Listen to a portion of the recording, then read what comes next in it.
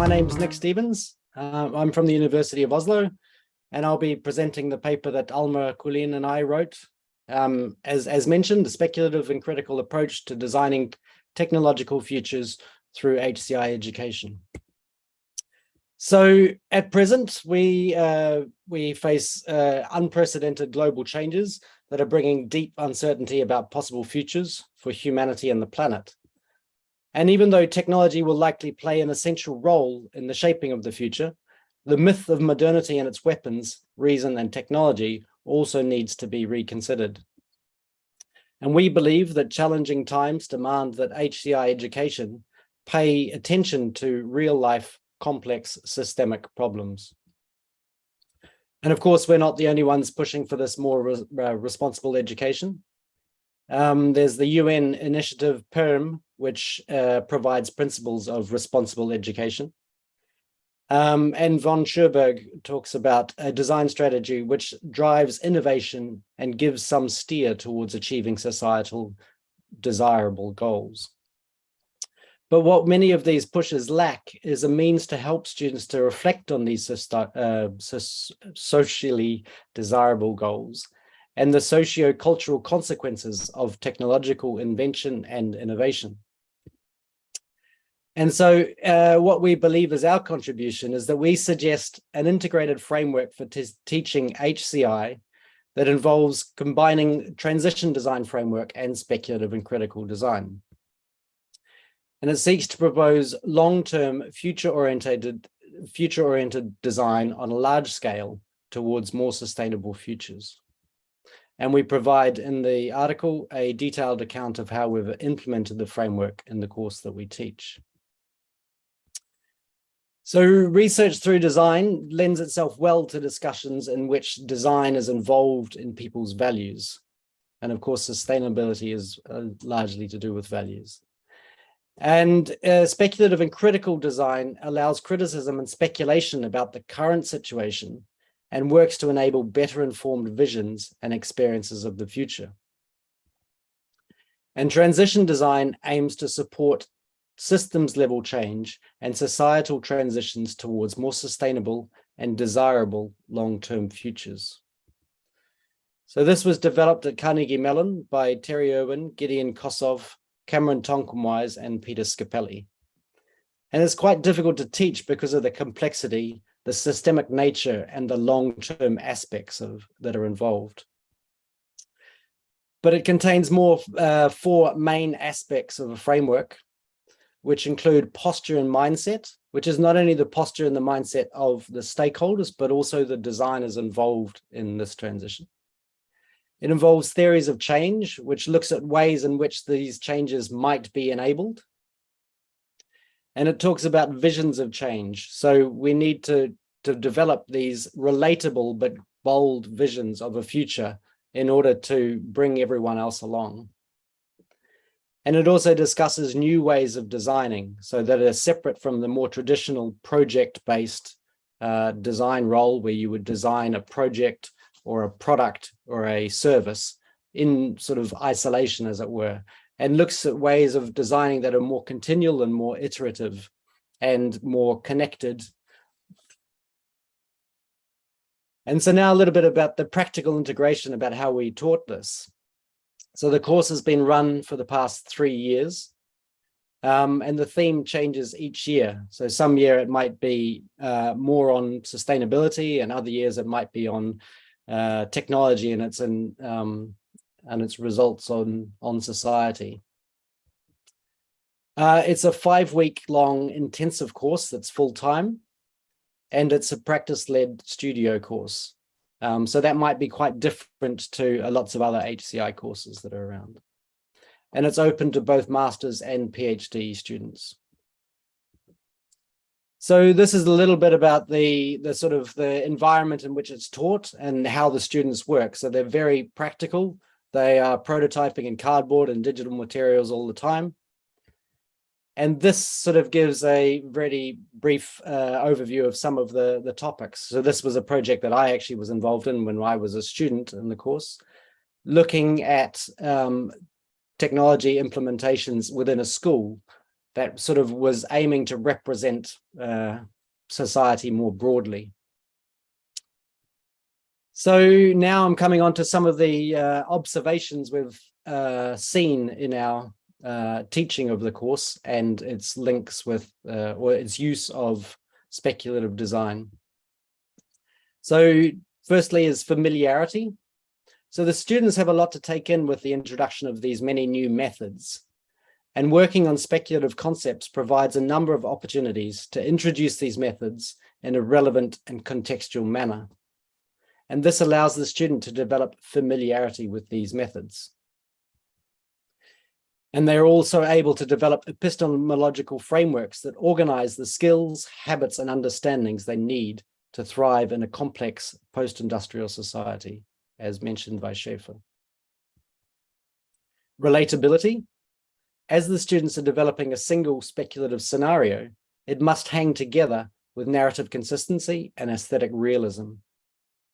And through this process of iterating, the students are necessarily reflecting on how their concepts are perceived by others. And this helps to make the concepts much more relatable. Communicability. So the students are able to use a wide range of materials, means, and methods to convey their concepts. This allows easier communication with those outside of their project. And therefore, there's the ability to discuss and debate the content more broadly. So here's an example of the school project I mentioned earlier. On the left-hand side is a teachers forum where the teachers were seen to discuss items of technology implementations that were of concern to them. And there's issues there about the use of Microsoft 365 and its surveillance tendencies and stuff. On the right-hand side is an example of a space in which the students are discussing aspects which were important to them, such as ways of obfuscating faces to get around face recognition technologies. To do with temporal accessibility, the long timeframes of typical transition design projects cause problems in education where that time is simply not available. And the speculative genre allows students to develop work on these longer timeframes, but also to assess and debate the appropriateness and validity. And this works to approximate the stages of transition design projects. Empathy. The students are involved in continued reflection of their constructed situation and how it might be interpreted by people involved in that situation. And this gives opportunity for students to understand the tensions and views of those involved. With this, hopefully, comes some empathy, which is necessary when designing where these values are involved. And consequentiality. So the students need to give thought to how their concepts might arrive through a mixture of societal pressures, technological opportunities, and political regulations, etc. And this reflection provides opportunities to students to see how these aspects interrelate and can create situations which are neither desirable nor designed. And there is also opportunity to begin to consider the less obvious implications or opportunities afforded by their concepts. So in this case, again, from the school example, you can see this in effect because the drones that there were proposed here to be used on the sports field to improve people's technique, then of course got used to patrol the playground looking for littering, smoking, truancy, and other misdemeanors. So yes, sorry, that was a very brief run through of our project, but we'd just like to thank all the people, the co-teachers, the students that were involved in the project, and the opportunity to have it published as well. Thank you. One of the things that I was really interested in was this was taught in a studio-based style. Correct.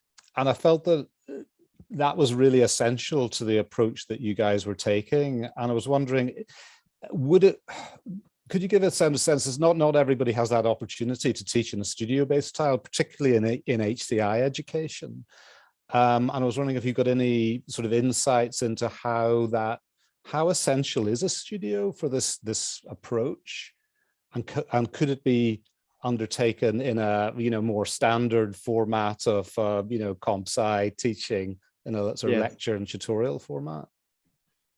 Certainly. Also Alma could also pop in here with a response if she wished as well. But I have to say that's one of the things that I'm from a more practical design oriented background, and for me that is how we learn and teach design.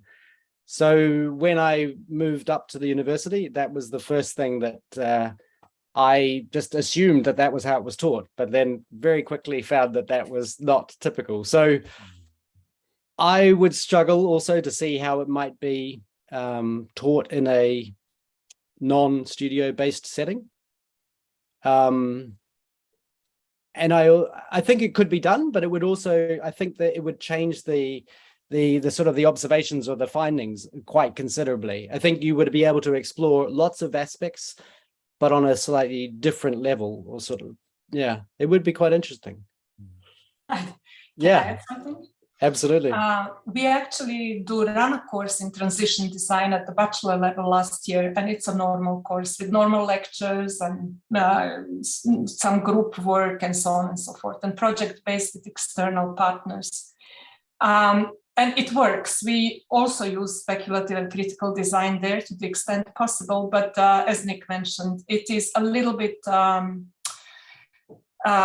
more difficult, both also maybe because the students are at the lower level, but the results are not quite comparable. So it can be done, but it's not as simple as it is with the studio. Yeah, I think it's that ability to sort of see the work of others as well, and that whole sort of studio community is really sort of integral to this type of learning, really. We have introduced in the normal course design crits regularly. Once a week, they have to report what they have done and work on a progress and work on ideas that they need help with. So that it works. It's just a little bit maybe more work than normal. Okay, thank you.